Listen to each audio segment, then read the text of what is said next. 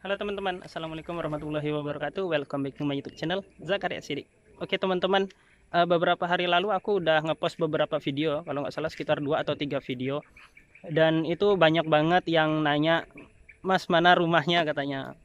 Banyak yang nanya dan banyak juga yang pengen lihat, pengen tahu kayak mana rumahnya aku hasil kerja magang di Jepang. Terus ada yang minta suruh dibikinkan konten. Oke, di video kali ini jadinya aku pengen ngejawab salah satu pertanyaan itu ya. Ya mungkin teman-teman yang penasaran pengen tahu, pengen lihat gitu ya kondisi kediaman kita hasil dari kerja keras magang di Jepang itu seperti apa ya. Salah satunya seperti ini dia guys. Nah ini kita bikin kediamannya yang sederhana aja, nggak yang gede-gede banget gitu, terus yang mewah-mewah banget gitu. Ini kalau untuk desainnya desain kampung banget sih. Nah ini kediaman kita ini belum selesai 100% teman-teman, karena ya bisa dimaklumi ya, namanya juga kerja 3 tahun magang di Jepang. Tapi saya mentarget banyak hal ya, salah satunya rumah, tanah, kebun ya, itu yang saya targetkan. Alhamdulillah semuanya itu bisa tercapai, semuanya bisa dapat, walaupun untuk kondisi rumah masih belum 100% selesai ya, setengah lah ya. Ya teman-teman bisa bayangin sendiri lah, kerja 3 tahun itu tuh targetnya harus bisa dapat kebutuhan-kebutuhan yang paling pokok, yang paling dasar itu semuanya harus dapat. Dan alhamdulillah sih bisa dapat. Salah satunya kayak lokasinya ini tanahnya ini tanah kaplingan ya. Ini kita ngambil di sini ada 4 kapling.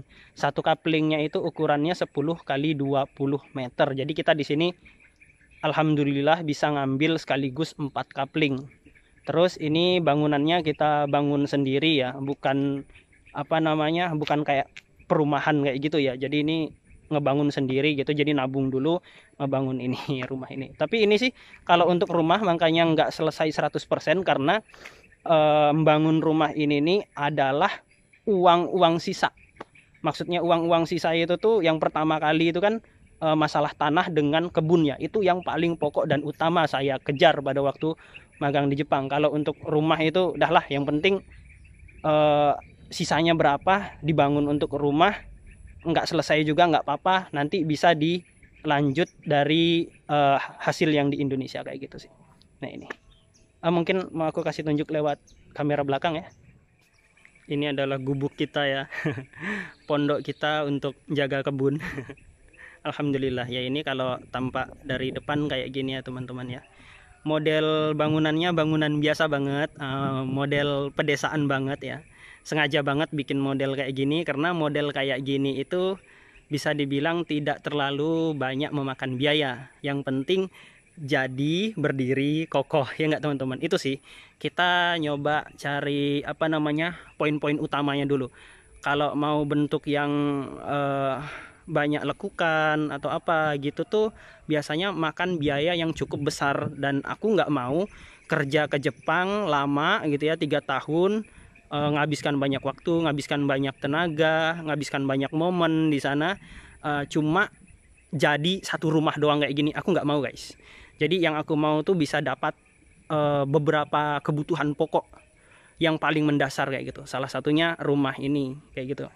Nah ini tanahnya kayak gini ya. Itu polybag bekas kita ngisi kemarin udah aku susun ya, tinggal ditanam aja kayak gitu. Nah ini belum selesai sama sekali sih, masih banyak kurangnya, tapi alhamdulillah udah bisa ditempatin. Nah itu bunga-bunganya kayak gitu ya. Ini modelnya kampung banget.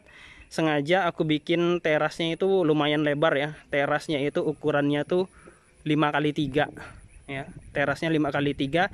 Terus penempatan terasnya aku taruh di situ karena supaya ketika nanti berkebun, bikin kebun di sana, lokasi situ kita punya tanaman di sana, enak ngelihatnya dari sini sambil nyantai ngopi-ngopi gitu kan ya. Tapi aku nggak pengopi sih. Sambil ngerokok aku pun nggak perokok gitu ya. Ya pokoknya sambil nyantai duduk di situ dengerin musik, nengok tanaman hijau-hijau kan seru banget ya, kayak gitu sih. Dan ini untuk tanahnya itu tuh tanah gambut ya. Teman-teman tahu tanah gambut nggak? Jadi kebetulan ini habis hujan makanya banyak genangan-genangan air tuh ya. Nah itu juga di situ tuh tergenang banget itu. Tergenang dalam ya. Itu dalam banget genangannya. Ini tanah ini, itu pasir. Ini apa nih, keladi, tales, keladi yang hias itu yang daunnya lebar. Aku suka ya. Sengaja nih. Ya kayak gini teman-teman. Kira-kira yang penasaran dengan hasil kerja kita selama 3 tahun di Jepang untuk rumah ya jadi seperti ini. Tipe berapa ya? Ukuran 9x9 sih. Ukurannya 9x9 dan modelnya model biasa, model kampung banget. Tapi oke lah ini. Ini kalau ketengok dari samping nggak rapi ya teman-teman, acak-acakan. Ya biasalah, namanya juga bujangan ya. Kayak gini. Terus ini nih khasnya tanah gambut nih teman-teman, becek kayak gini, berair kayak gini. Jadinya untuk ditanamin kalau dengan kayak metode di Jepang ini sangat susah sekali. Ini habis hujan, jadi setiap hujan tuh kayak gini berendam. Makanya saya mau nanam sayurnya menggunakan polybag kayak gitu ya, supaya bisa menanggulangi masalah kayak gini. Kalau langsung di tanah kayak gini kerendam, nanti tanamannya bisa mati teman-teman. Jadi kayak gitu karena kerendam ya. Ini apalagi kalau pas musim hujan kayak gini jeleknya gambut nih. Dan di sini ada ini guys, nanas. Ini aromanya wangi banget karena ini matang di pohon ini teman-teman, lihat ya. Sengaja aku biarin sampai matang, bener-bener matang di pohon. Karena waktu di Jepang tuh guys, kalau pengen nanas kayak gini nih, ya Allah mahal nanas di Jepang tuh. Ini jadinya tak biarin bener-bener mateng di pohon. Dan ini aromanya wangi banget ya, matang di pohon loh guys. Aduh tajam ya. Pokoknya jos lah pokoknya. Nih kalau kita tengok karakteristik gambut ya, permukaan air dengan tanah itu sama tingginya.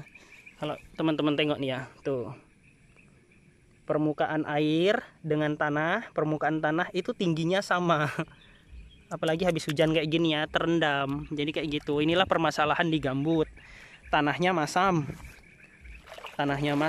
terus tanaman tuh sulit hidup ya, harus banyak makan biaya untuk pengolahannya. Tapi kalau gambut ini sudah selesai, udah jadi kayak gitu, tanah gambut ini bisa jadi sumber bahan organik. Ini tanah gambut nih guys. Dan ini bisa teman-teman maklumi aja ya kalau lokasinya kayak mungkin kelihatan kayak hutan, karena kita memang ngambil lokasinya di daerah berkembang ya teman-teman ya, bukan di daerah maju. Salah satunya ini rumah orang nih, tetangga kita baru mau membangun. Ini sih modalnya gede nih, kayak gini nih, besar banget nih modalnya tuh. Pondasinya aja mau berapa ratus juta. Kita mah bangunan biasa aja biar nggak terlalu banyak makan modal. Nah semoga penasaran teman-teman yang banyak nanya soal rumah dapat terobati ya penasarannya setelah bikin konten ini. Kita bikin konten ini penasaran, teman-teman yang udah lihat juga terobati gitu dengan penasarannya ya. Jadi kayak ginilah kondisi kediaman kita di sini di kota Pontianak. Untuk tag lokasinya belum aku publish lah ya, nanti lah ya, karena keadaannya masih belum selesai finish.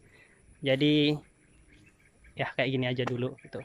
Dan mungkin teman-teman yang magang di Jepang ini, teruntuk teman-teman yang magang di Jepang, apalagi misalnya yang sudah 3 tahun. Kalau kalian merasa 3 tahun itu baru pemanasan, itu menurut aku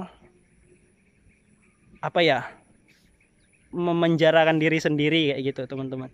Sebenarnya kita itu tuh bisa kok teman-teman, kalau kita benar-benar maksimal dalam pengaturan keuangannya, perencanaannya ke depannya tentang keuangan yang kita hasilkan dari magang di Jepang itu. Insya Allah saya yakin pasti bisa dapat apa yang kita mau teman-teman.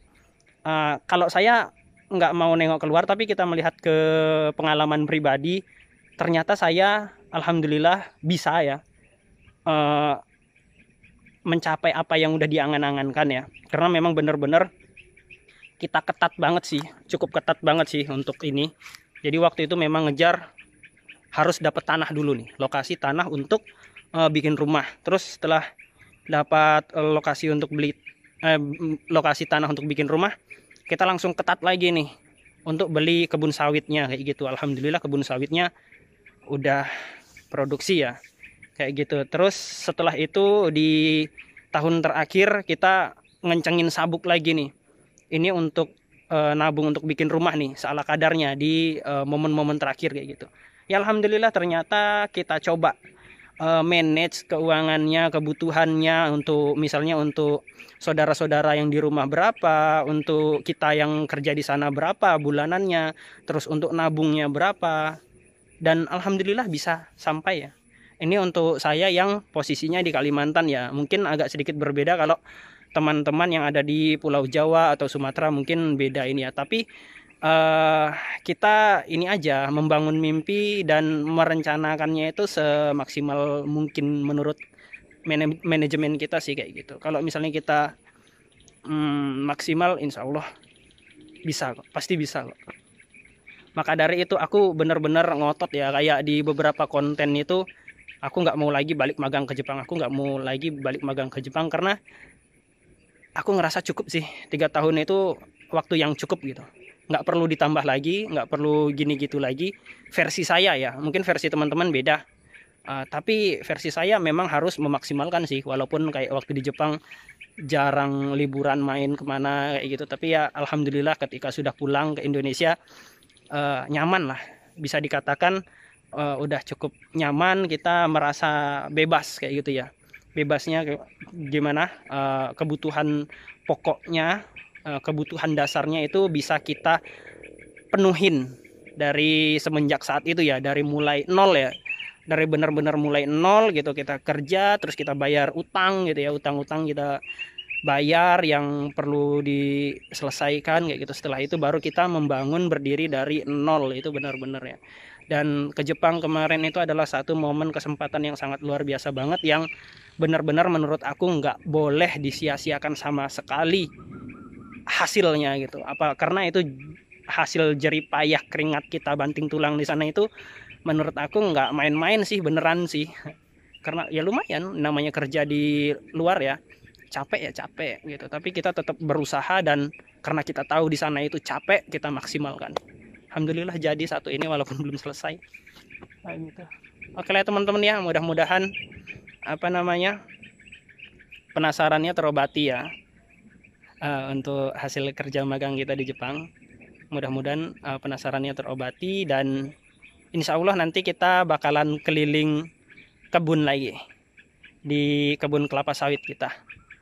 Oke teman-teman, makasih banyak ya. Silahkan tunggu aja video berikutnya keliling kebun kelapa sawitnya. Insya Allah dalam beberapa hari lagi sih, beberapa hari ke depan kita mau ke kebun, mau panen juga. Ya nanti kita sekaligus bikin video keliling-keliling kebun ya. Mungkin teman-teman kan penasaran ya, apa namanya kebun kelapa sawitnya yang didapat selama kerja di Jepang itu kayak mana gitu. Nanti kita insya Allah kasih tunjuk ya. Mudah-mudahan ini bisa menjadi motivasi untuk teman-teman yang kerja magang di Jepang ataupun teman-teman yang kerja di luar negeri. Aku nggak merasa lebih bagus atau hebat, enggak, tapi mudah-mudahan ini bisa menjadi salah satu apa namanya pembangkit motivasi teman-teman yang lagi berproses di sana, supaya bisa pulang itu dengan menikmati hasil kerja kerasnya sendiri. Kayak gitu sih teman-teman ya. Oke, makasih banyak ya. Sampai jumpa di sesi selanjutnya. Assalamualaikum.